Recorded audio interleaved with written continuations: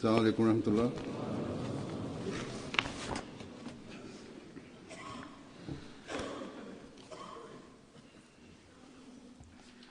أشهد أن لا إله إلا الله وحده لا شريك له وأشهد أن محمدا عبده ورسوله أما بعد فأعوذ بالله من الشيطان الرجيم بسم الله الرحمن الرحيم الحمد لله رب العالمين الرحمن الرحيم مالك يوم الدين إياك نعبد وإياك نستعين اهدنا الصراط المستقيم صراط الذين أنعمت عليهم غير المغضوب عليهم ولا الضالين.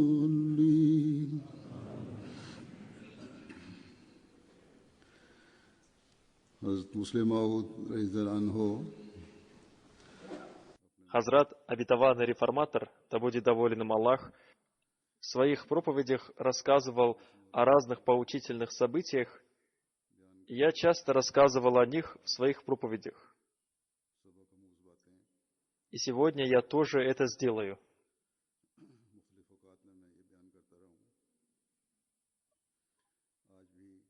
В одной своей проповеди обетованный реформатор сказал: когда Всевышний Аллах посылает своего посланника, Он всегда оказывает ему помощь.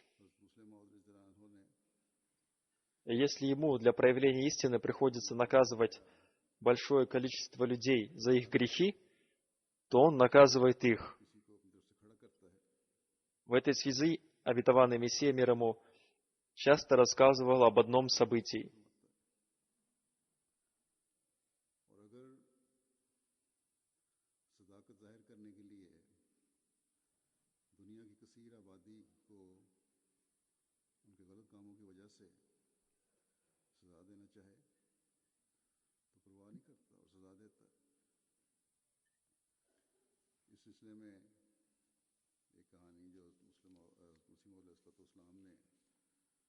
Когда мы были маленькими, нам было очень интересно слушать рассказы.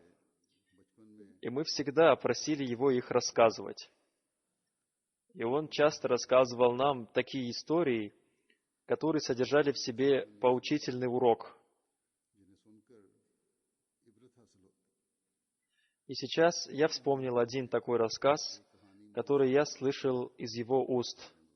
Он сказал: потоп во времена Нуха, мир ему, произошел по той причине, что люди стали порочными и стали совершать грехи. И чем больше они совершали грехов, тем меньшую ценность они имели в глазах Аллаха. Во времена Нуха, мир ему, на вершине горы росло одно дерево. И на этом дереве воробьи свили свое гнездо. В этом гнезде сидел маленький воробьишка, а его мама улетела куда-то и не возвращалась. Воробьишку начала мучить жажда, и он начал разевать свой клюв, и, видя это, Всевышний Аллах повелел ангелам: идите и пролейте дождь на землю, и пролейте такой дождь, чтобы вода дошла до гнезда этого воробушка. Ангелы сказали: «О Бог, если уровень воды дойдет до этого гнезда, то утонет весь мир». Бог ответил: «Мне все равно, они порочные люди, не имеет никакой ценности в моих глазах. Все порочные люди мира не имеют такой ценности, какую имеет в моих глазах этот воробушек. Хазур говорит, это сказка, но это поучительная сказка. Мир, лишившийся истины, не имеет ценности, подобной ценности воробушка. Из этого рассказа нам надо извлечь урок, что мы всегда должны поступать согласно истине. И мы должны проанализировать себя, отдаем ли мы предпочтение религии перед миром или нет. И мы должны совершать добрые дела. И если наша духовность деградирует, то это означает, что мы отдаляемся от своей цели. И тогда в глазах Всевышнего Аллаха мы не будем иметь никакой ценности. Сейчас мир находится в таком состоянии, которое известно всем. Во многих странах народ не выполняет своих обязанностей по отношению к государству, и государство также не выполняет своих обязанностей перед народом. Повсюду происходит смута. А где нет смуты, там начали оскорблять Бога и говорят о нем скверные вещи. И они настолько погрязли в грехах, что приняли законы, которые разрешают такие вещи, которые противоречат самой человеческой природе. И даже говорят, что тот, кто не будет поддерживать эти законы, будет считаться преступником.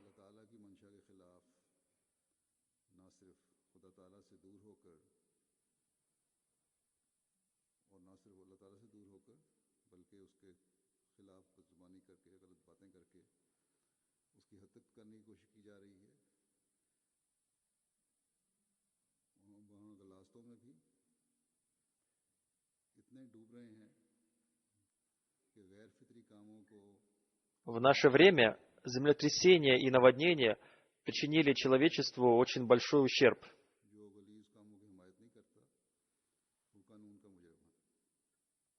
Это происходит по той причине, что мир совершает грехи. И это лишь предупреждение от Всевышнего Аллаха. Сейчас на мусульман Ахмади возложена большая обязанность предостерегать людей мира о том, что они должны заняться своим исправлением. Если они не обратят свое внимание к исправлению, то Всевышний Аллах имеет силу наслать еще более сильные бедствия.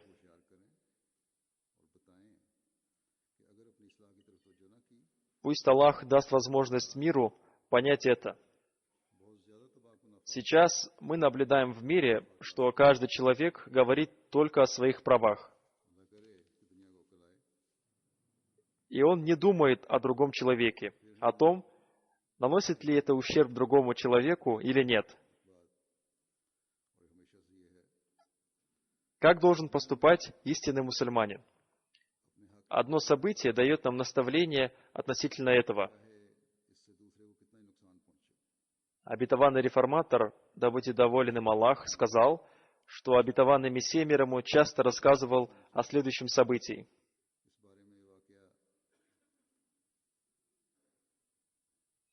Один сподвижник святого пророка, мир и благословение Аллаха да пребывает с ним, хотел продать свою лошадь другому сподвижнику и сказал: «Я хочу получить за эту лошадь 200 рупий». А другой сподвижник сказал: «По-моему, ты продаешь дешево. Это не настоящая ее цена. Ее цена в 2 раза больше, чем ты сказал. По-видимому, ты не разбираешься в стоимости лошадей». Но хозяин лошади сказал: «Я не возьму с тебя больше. По-моему, это реальная стоимость этой лошади». И они стали спорить об этом и позвали третьего человека, чтобы он рассудил между ними.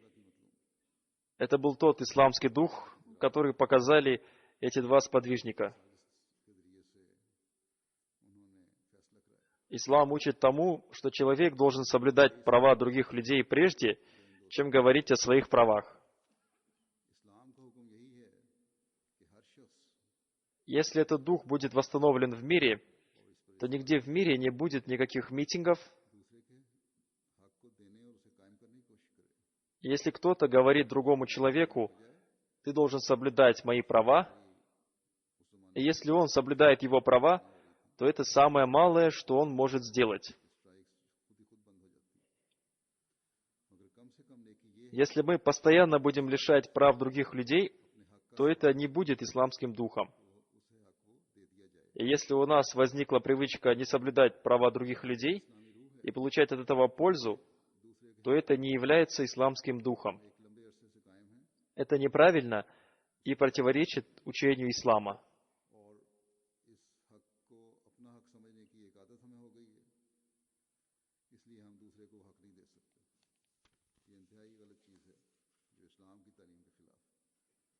Сейчас в развитых странах людям дано право проводить забастовки и митинги, приходя на которые люди не соблюдают закон. Например, сейчас в Великобритании Ассоциация врачей проводит забастовку, и от этого страдает большое количество больных. И таким образом, лишая прав других, они требуют соблюдения своих прав.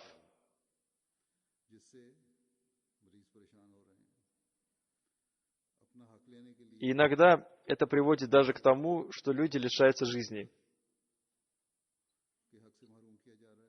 Я помню, что когда я был в Японии, один христианский священник, имеющий чистую натуру, спросил меня, какое вы можете дать определение безопасности мира? И добавил, я ни от кого не получил удовлетворительного ответа на этот вопрос. Я ему сказал, я уже много раз говорил о том, что ислам провозглашает, любите для другого человека то, что вы любите для себя. Если каждый будет поступать согласно этому учению, то каждый будет соблюдать права другого человека. И если каждый будет соблюдать права другого человека, то в мире воцарится мир. И каждый будет желать мира для другого человека. Он сказал, мне это определение нравится. Я никогда не слышал ничего подобного от других. Одним словом, ислам в каждом деле указывает на истинный путь.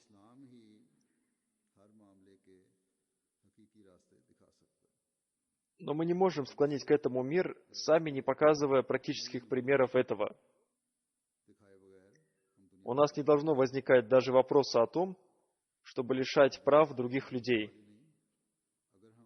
Если мы не будем требовать соблюдения своих прав, то в мире воцарится мир. Если мы не будем требовать соблюдения своих прав, то мы не получим от этого никакого убытка, потому что в таком обществе каждый человек будет стремиться к соблюдению прав своего брата. И если другой человек верующий, то он тоже не будет лишать прав своего брата.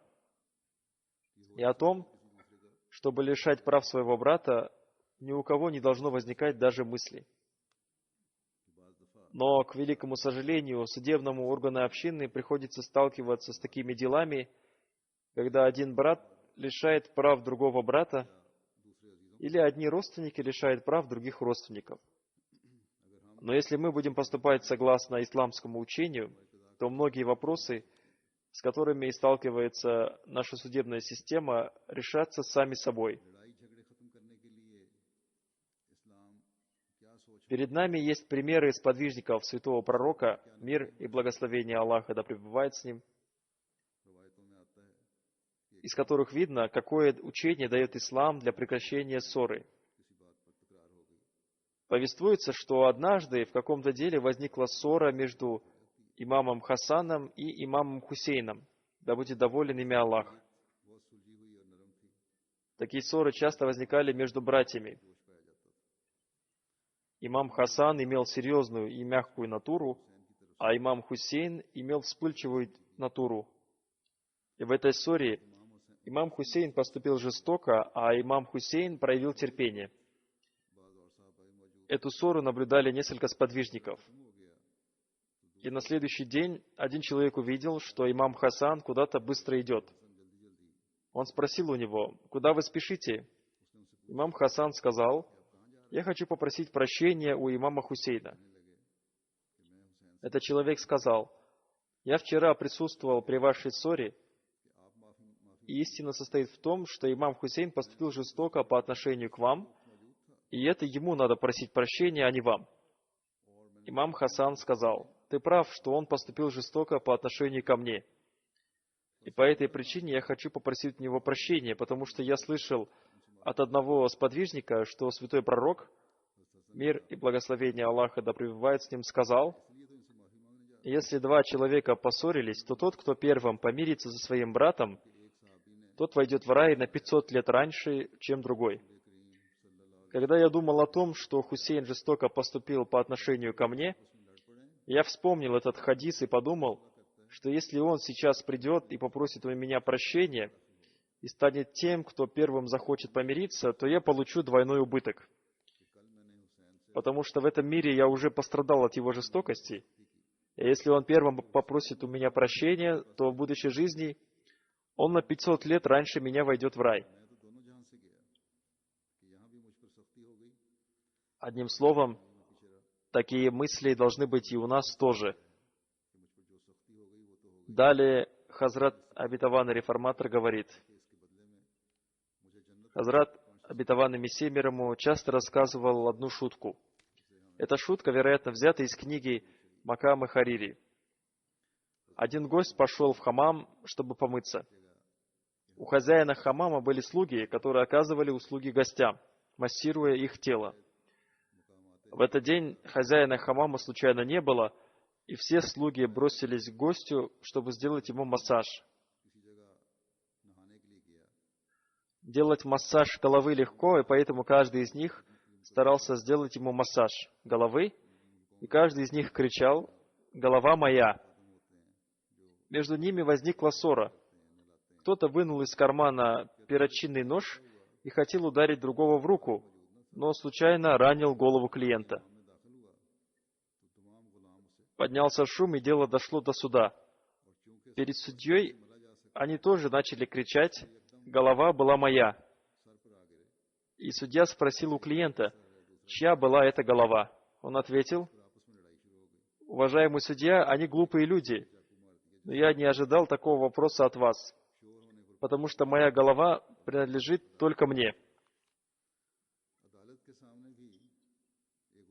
Обетованный Мессия мир ему часто рассказывал об этой причине в связи с тем, что все принадлежит хозяину, а слугам ничего не принадлежит.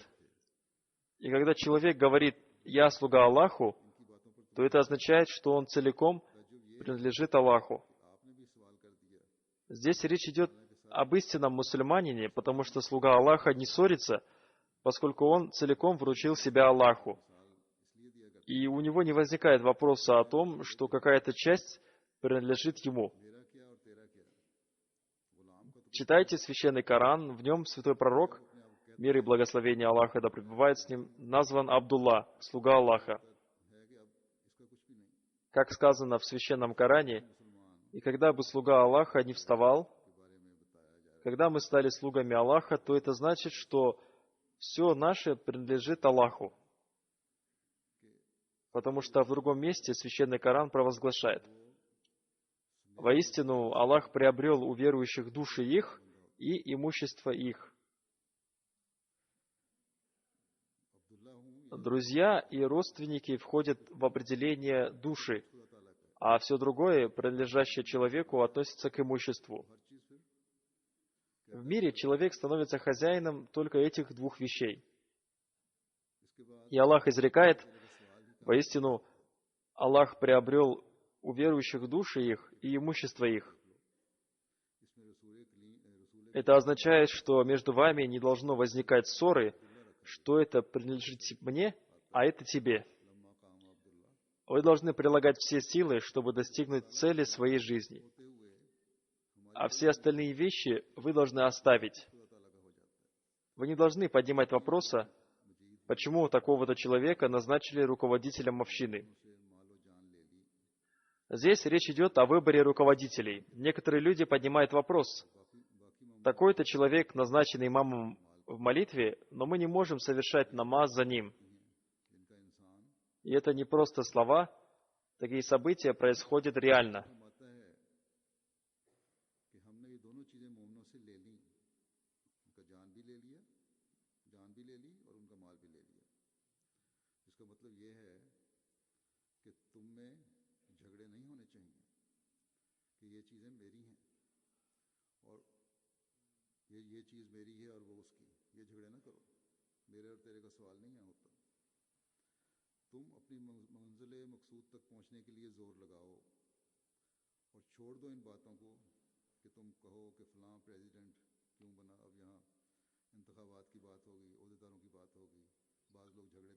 Может быть, некоторые думают, что такие люди были только во время обетованного реформатора. Но на самом деле сейчас тоже возникают такие вопросы. Во время обетованного реформатора еще были живы сподвижники обетованного Мессии мир ему. И если у кого-то возникала кривизна, то они исправляли ее. А сейчас мы все дальше отдаляемся от времени пророчества, поэтому нам надо проявлять еще большую осторожность. Нам надо приложить больше усилий для понимания того, как можно стать слугой Аллаха. Мы должны избавиться от своего упрямства и своего эго. Мы должны стремиться к снисканию довольства Всевышнего Аллаха. Во время выборов руководителя общины, когда я выношу решения, отличающиеся от мнения большинства людей, то часто возникают вопросы, почему назначили этого человека. И некоторые люди пишут прямо мне об этом. Этот год является годом выбора руководителей, поэтому надо исправить направление своих мыслей. Делайте свой выбор после молитвы и не отдавайте предпочтение своим дружеским или родственным связям.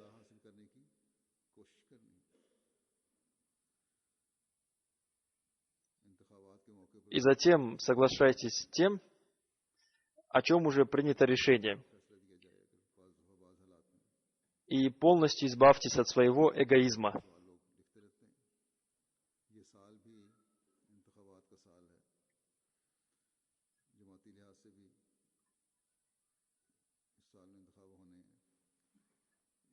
Такого рода вопросы часто возникают у вспомогательных организаций. 2 дня назад прошли выборы в одной женской организации. Потом они мне написали, почему не назначили такого-то человека, а назначили такого-то человека, который имеет такие-то недостатки. Надо остерегаться такого рода бессмысленных вещей. И кто бы ни был назначен, надо оказывать ему поддержку до окончания его срока. Затем обетованный реформатор обратил наше внимание на то, что верующий должен проявлять решительность в своем деле, и надо доводить свое дело до его завершения. Не надо свое дело целиком оставлять на своих подчиненных, самому тоже интересоваться и контролировать, как продвигается ваше дело. И если вы будете так поступать, то ваше дело будет успешно осуществляться. Обетованный реформатор рассказывал, что обетованный Мессия мир ему говорил, у одного богатого человека была большая столовая, в которой он бесплатно кормил людей. И бедные люди ежедневно в большом количестве питались в его столовой. Но в этой столовой был один недостаток. В ней не было порядка. И хозяин сам лично не контролировал то, как работает эта столовая. А его работники были нечестными, они покупали дорогие продукты, и часть их уносили домой. И они сами питались в этой столовой и также кормили своих родственников и друзей. А у склада, на котором хранились продукты, не было даже двери, И ночью приходили шакалы и собаки, которые съедали эти продукты и портили их. И в результате хозяин оказался в больших долгах. Через 20 лет ему сообщили, что он должен уже многим людям. Хозяин был щедрым человеком, и он не хотел, чтобы его столовая была закрыта, но его также беспокоило и то, что ему надо вернуть долги. Он пригласил своих друзей и попросил у них совета. Они сказали: на складе отсутствует дверь. Если будет поставлена дверь, то многие продукты будут сохранены.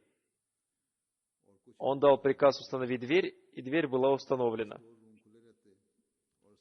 А когда ночью шакалы и собаки увидели, что на складе установлена дверь, они подняли шум. В сказках животные разговаривают как люди. Один опытный, пожилой шакал сказал им: «Почему вы шумите?» Они сказали: «На складе уже установлена дверь». Он сказал: «Вы напрасно шумите, потому что эту дверь поставил тот человек, которого грабили 20 лет, и он ничего не предпринимал, чтобы прекратить это. Так что сейчас вопрос состоит в том, кто будет закрывать эту дверь ночью. По-моему, никто не будет этого делать, потому что хозяин лично не контролирует свое дело».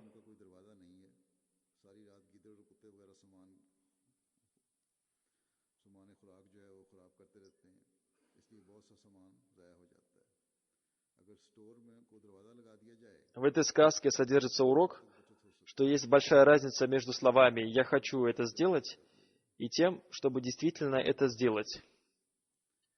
Поэтому опытный шакал сказал: «Это богатый человек, и у него не будет желания закрывать дверь, поэтому вам не нужно шуметь».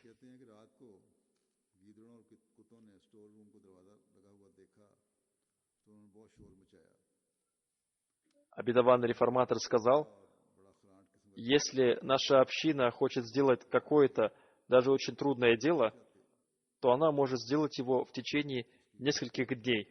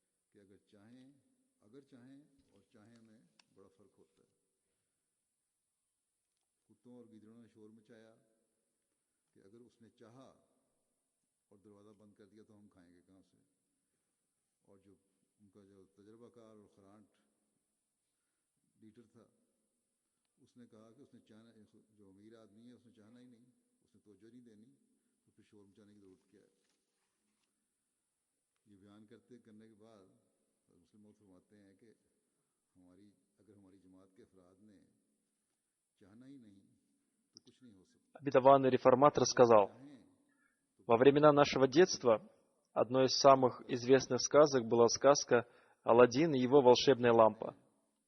Аладдин был очень бедным человеком, и однажды он нашел лампу, и когда он потер эту лампу, перед ним появился джин, который выполнял все его приказы.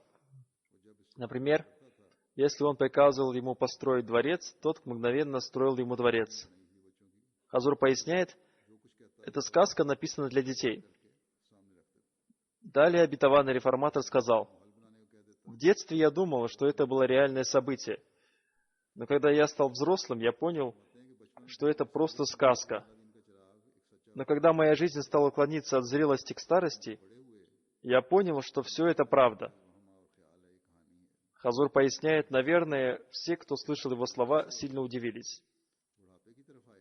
Затем он сказал: волшебная лампа Аладдина существует, но это не масляная лампа, а лампа решимости и желания. И кому Бог дает эту лампу, и он использует ее, тот достигает успеха. Когда Бог говорит о чем-то «будь», то оно начинает существовать. И также, если человек, подчиняясь всем законам Аллаха и вознося мольбы, говорит о чем-то «будь», то оно начинает существовать. Одним словом, в детстве мы верили, что существует волшебная лампа Аладдина. Но потом, когда мы стали взрослыми, у нас возникли сомнения. Но затем, когда мы стали пожилыми и опытными, мы поняли, что этот рассказ Аладдина правдивый. Но это метафорический рассказ. И здесь имеется в виду не стальная лампа, а лампа решимости и желания. И когда мы потрем эту лампу, то даже самое большое желание исполнится. Когда у нас возникает желание, мы не должны на этом останавливаться, а вместе с этим надо использовать все свои силы и способности. Некоторые хотят сделать какое-то дело, но у них не получается. Причиной этого является то, что они равнодушно относятся к своему делу, и у них отсутствует решимость и мужество. У них просто есть желание в сердце, но все остальные необходимые вещи отсутствуют.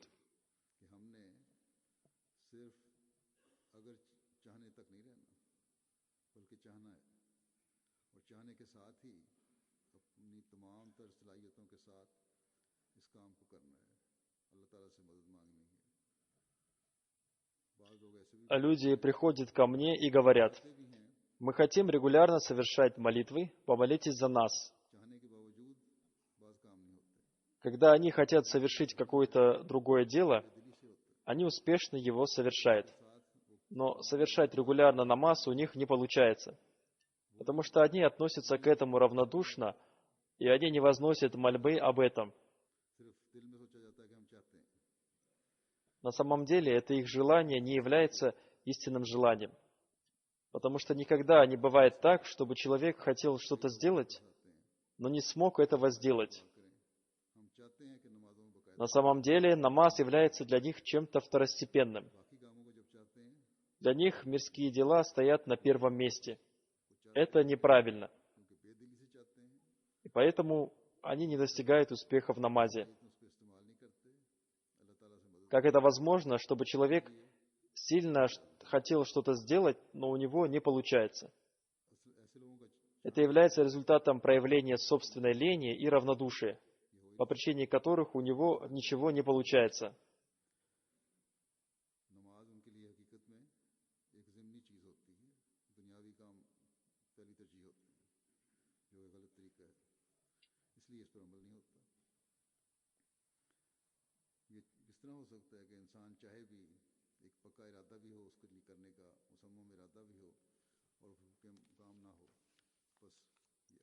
Далее обетованный реформатор говорит: в детстве мы слышали один рассказ, слушая который мы всегда смеялись. На самом деле, автор этого рассказа описал нынешнее состояние сегодняшних мусульман, чтобы мусульмане, видя свое состояние, плакали, а не смеялись. Но он написал его метафорическим языком, чтобы богословы не преследовали его. Слушая этот рассказ, мусульмане Ахмади тоже должны проанализировать себя. Это событие описано следующим образом. Одна служанка работала у хозяйки, и во время Рамазана она регулярно вставала на сухур, утренний прием пищи во время поста, но при этом не держала пост. Хозяйка думала, что поскольку она не держит пост, то она встает рано для того, чтобы приготовить мне сухур, и поэтому мне не надо беспокоить служанку, а лучше самой все приготовить. И хозяйка ей сказала: тебе не надо вставать рано утром на сухур, я сама все сделаю. Когда служанка это услышала, она очень удивилась и сказала: что вы такое говорите? Вы знаете, что я не совершаю намаз, не держу пост, а если сейчас я еще не буду есть сухур, то я стану совсем неверной.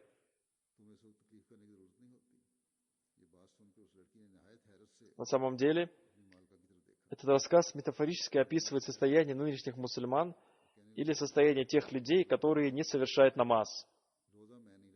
Например, если один мусульманин приходит только на последнюю пятничную молитву в месяц Рамазан, и вы говорите ему: если ты не совершаешь остальные намазы и пятничные молитвы, то зачем тебе утруждать себя ради последней пятничной молитвы? То он вам скажет: вы знаете, что я не совершаю намазы, не держу пост и не совершаю другие пятничные молитвы. И если я не стану совершать последнюю пятничную молитву в Рамазан, то я совсем стану кафиром, неверным.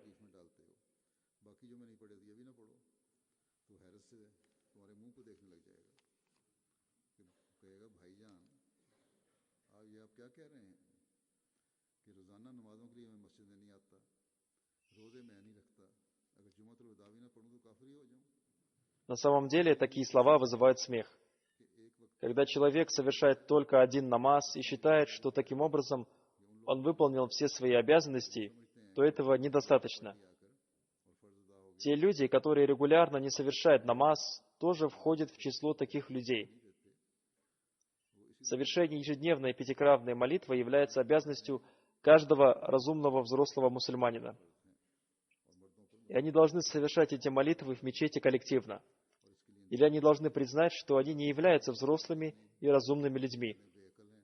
Однако они взрослые и разумные люди, поэтому они должны стремиться совершать коллективные намазы. Далее обетованный реформатор говорит, когда правитель посещает какое-то место, то его сопровождает его секретарь, и для него не надо просить специального разрешения.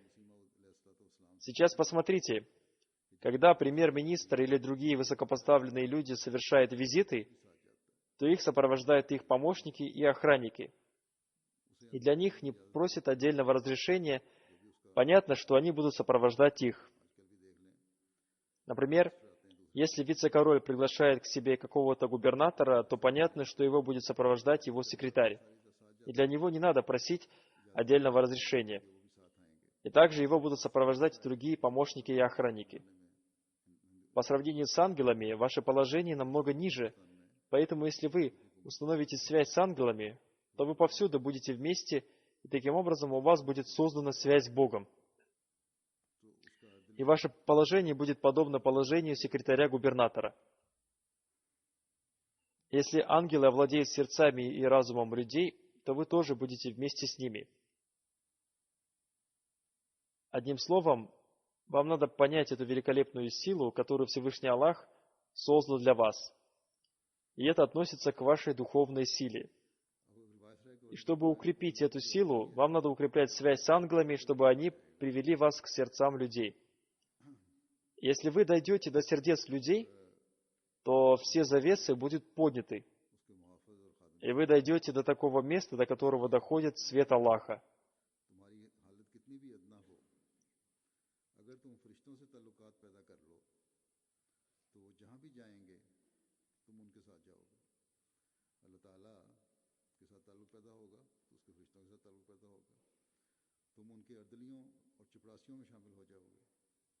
Хазур поясняет, обетованный реформатор дал это наставление тем людям, которые приехали на Джалсу Салана.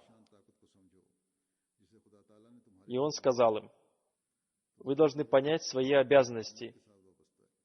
И с таким же сильным желанием, с которым вы приехали сюда, вы должны выполнять свои обязанности. Ваше положение не должно быть похоже на положение людей, которые приходят, чтобы посмотреть борьбу. Напротив, вы должны создать связь с Богом. Если вы создадите связь с Богом, то у вас установится связь с ангелами. И эти ангелы будут оказывать влияние на разум людей, и куда бы они ни дошли, они донесут туда ваше имя. Это является одним из проявлений духовности, потому что ваши намерения благородные, и вы совершаете деяния ради Всевышнего Аллаха, и благодаря этому ваша духовность будет развиваться. Одним словом, надо всегда помнить основное правило.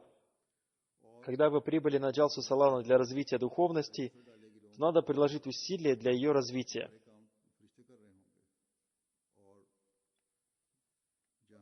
Ваши собрания не должны быть собраниями, временно повышающими уровень вашей духовности, а они должны быть такими, которые постоянно повышают вашу духовность. И в этом случае ангелы будут помогать вам. И они сделают наши устремления успешными. Следует помнить, что когда истинно верующий совершает какое-то благое деяние, то он становится еще более смиренным перед Всевышним Аллахом. Он должен совершать истихфар и спрашивать прощения у Всевышнего Аллаха, и он должен возносить мольбы о том, чтобы Всевышний Аллах даровал ему возможность совершать благие деяния и в будущем, чтобы они были постоянными, и его конец был бы благим.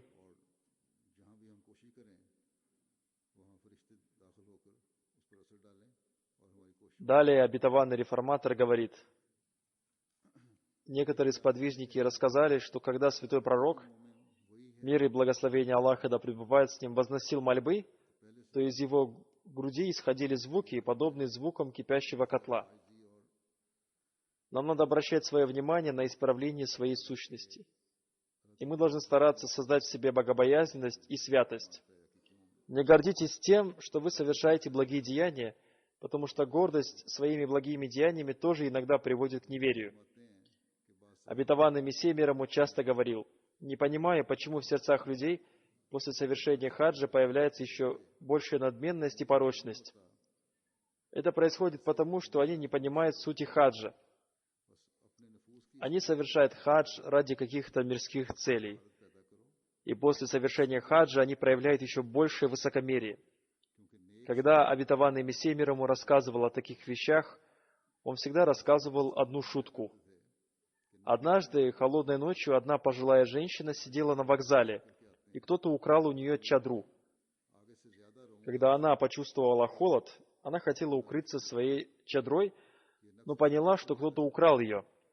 И она сразу сказала, «Уважаемые хаджи, у меня единственная чадра, и сейчас я нуждаюсь в ней. Верни мне мою чадру». Этот вор еще не ушел и сидел рядом. Когда он услышал эти слова, ему стало очень стыдно. Он подошел к ней, положил чадру возле нее и спросил ее, «Как вы узнали, что вор, укравший у вас чадру, хаджи?» Она сказала, «Такую жестокость в наше время может совершить только хаджи. Так что не гордитесь своими благими деяниями. Иногда по причине очень благих деяний может родиться очень плохое дело, и оно может испортить веру человека. Потому что веру человек не обретает по результатам своих деяний, он обретает веру по причине милости Всевышнего Аллаха. Это основное правило, и всегда надо помнить о нем.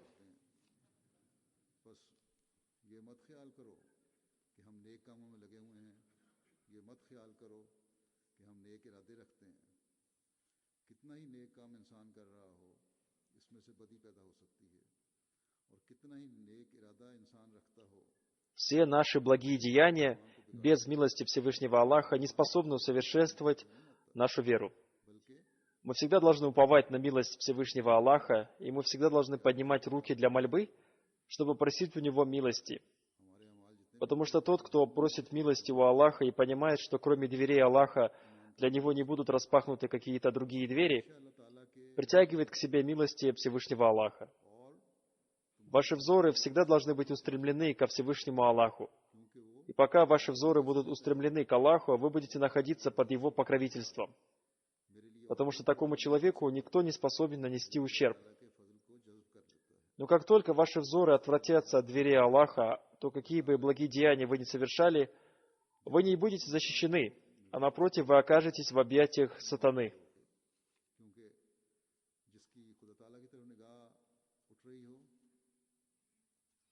Одним словом, к благому концу человека приводит постоянное покаяние, совершение истикфара и спрашивание прощения у Аллаха, обращение к Нему с просьбами о милости.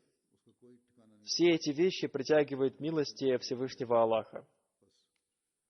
Далее обетованный реформатор приводит одну притчу, которую он слышал от обетованного Мессии мир ему. Однажды у Хазрата Абу Бакра или Хазрата Умара, да будет доволен ими Аллах, были украдены золотые украшения. Я не помню точно, у кого из них. У него был слуга, который поднял крик. Насколько несчастен человек, укравший вещи у халифа времени. Как ему не стыдно? И он произнес много проклятий в адрес вора и сказал, да раскроет Аллах его воровство и унизит его. Провели расследование, и эти украшения были найдены у одного иудея. Он сказал, что ему принесли их в залог. У него спросили имя этого человека, и он сказал, что это слуга халифа времени, который поднял шум и выкрикивал проклятие в адрес вора. Одним словом, произносить проклятие или только на словах говорить, что вы будете подчиняться, ничего не значит. Истинным является только действие. Иногда тот, кто на словах претендует на повиновение, может оказаться самым большим лицемером. Такое положение должно вызывать большое беспокойство. И нам надо обращать внимание на то, чтобы этого не было. Далее обетованный реформатор говорит: однажды один противник, проявляя большое высокомерие, хвастливо заявлял: «Мы уничтожим Ахмадият». Я мог бы ему ответить, что мы уничтожим вас, но я ему сказал: уничтожение кого-то или дарование жизни находится в руках Аллаха. Если Он хочет уничтожить нас, то вам не надо прилагать никаких усилий, Он сам это сделает. Но если Он желает продолжения нашего существования, то никто ничего не сможет сделать. Только богобоязненность может спасти человека от хвастовства, что я сделаю так-то и так-то. Эгоизм не имеет в глазах Аллаха никакого значения, только таква, богобоязненность, способна дать человеку правильное понимание.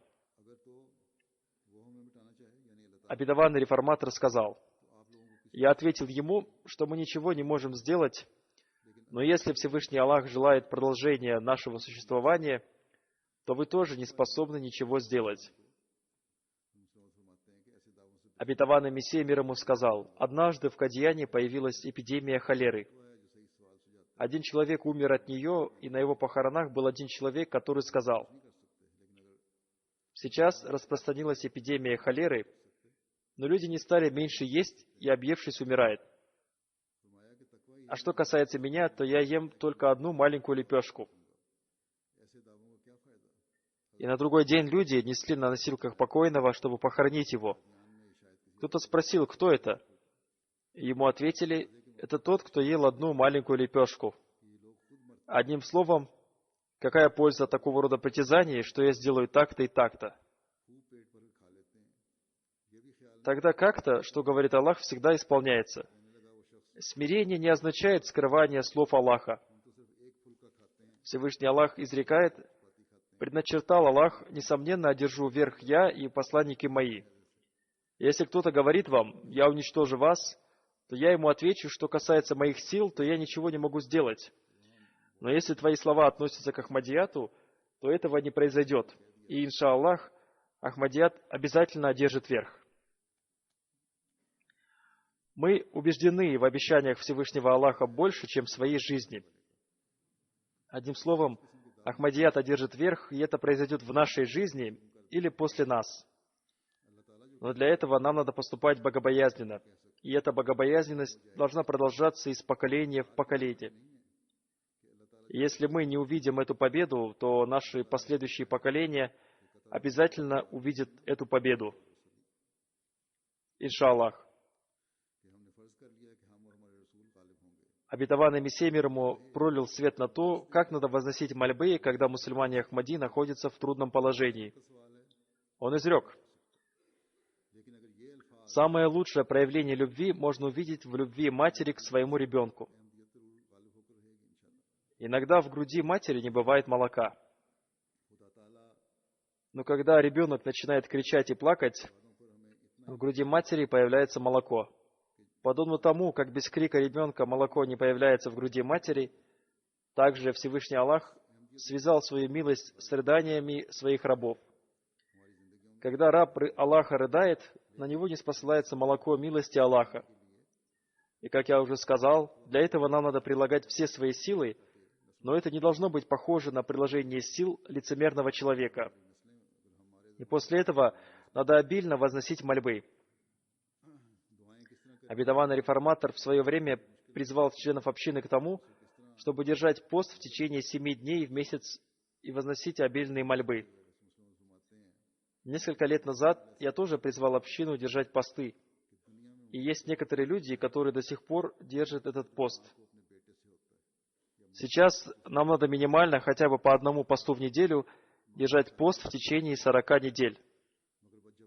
И нам надо обильно возносить мольбы, совершать дополнительные молитвы, раздавать милостыню, потому что в некоторых местах враждебность к общению возрастает. И если мы будем рыдать перед Аллахом, то подобно тому, как в груди матери появляется молоко после плача ребенка, милость Всевышнего Владыки будет ниспослана нам с небес. И все трудности на нашем пути будут устранены. Инша Аллах, как они были устранены в прошлом.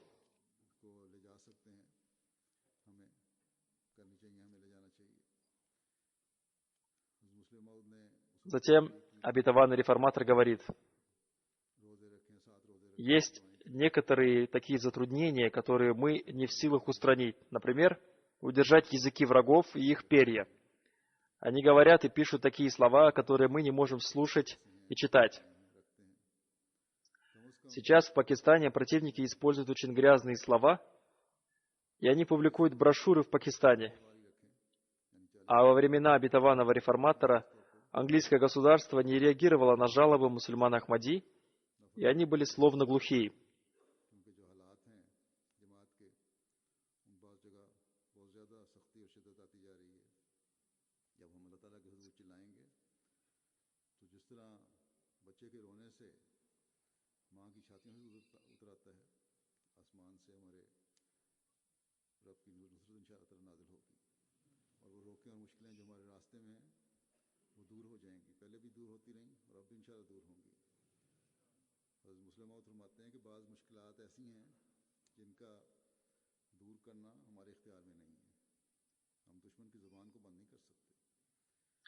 Далее обетованный реформатор говорит, в отношении обетованного Мессии мир ему были высказаны такие слова, что если бы они были высказаны в отношении другого человека, то в стране разгорелся бы огонь. Такие слова постоянно произносятся в адрес обетованного Мессии мир ему, но никого не арестовывают за это. И мне даже сообщили, что некоторые чиновники сказали нашим противникам, делайте, что хотите в отношении мусульман Ахмади, мы не будем вас арестовывать. Хазур поясняет, сейчас такое положение сложилось в Пакистане. И Ахмадият всегда подвергался гонениям. Но, несмотря на эти гонения, Ахмадият всегда шел вперед по милости Всевышнего Аллаха. Они поступали так во время обетованного реформатора, но они не принимали закона против Ахмадията. Но сейчас в Пакистане принят закон против Ахмадията, и этот закон поддерживает противников Ахмадията. И по этому закону они могут говорить в отношении обетованного Мессии мир ему то, что они хотят. Они подвергают мучениям мусульман Ахмади. Сейчас в Пакистане суды выносят решение об очень суровом наказании за любое обвинение. Поэтому сейчас нам надо рыдать пред Аллахом, и особенно мусульманам Ахмади в Пакистане нужно больше обращать на это внимание. Будучи искренними, простирайтесь низ перед Аллахом, совершайте дополнительные молитвы, раздавайте милостыню, держите пост. Посредством мольбы мы можем пробудить милость Аллаха. И кроме этого у нас нет другого пути. Пусть Аллах даст возможность возносить мольбы тем мусульманам Ахмади, которые подвергаются притеснениям. Пусть Всевышний Аллах даст нам способность возносить такие мольбы, которые сотрясут трон Аллаха. И все другие мусульмане Ахмади должны возносить мольбы для развития Ахмадията и о том, чтобы ахмадийская мусульманская община была избавлена от таких мучений. Пусть Аллах даст нам возможность сделать это. Аминь.